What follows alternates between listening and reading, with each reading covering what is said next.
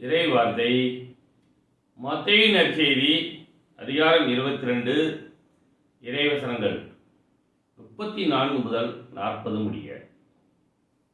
இயேசு சதுசேயரை வாயடைக்கச் செய்தார் என்பதை கேள்விப்பட்ட பரிசேயர் ஒன்று கூடி அவரிடம் வந்தனர்.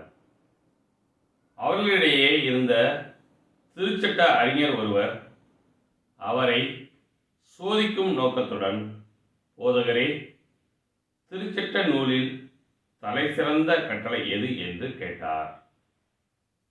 அவர், உன் முழு இதயத்தோடும் முழு உள்ளத்தோடும் முழு மனத்தோடும் உன் ஆண்டவராகிய கடவுளிடம் அன்பு செலுத்து, இதுவே தலை சிறந்த முதன்மையான கட்டளை. உன் மீது நீ அன்பு கூறுவது போல் உனக்கு அடுத்திருப்பவர் மீதும் அன்பு கூறுவாயாக என்பது இதற்கு இணையான இரண்டாவது கட்டளை. திருச்சட்ட நூல் முழுமைக்கும் இறைவாக்கு நூல்களுக்கும் இவ்விரு கட்டளைகளே அடிப்படையாக அமைகின்றன என்று பதிலளித்தார். கிறிஸ்துவின் நற்செய்தி.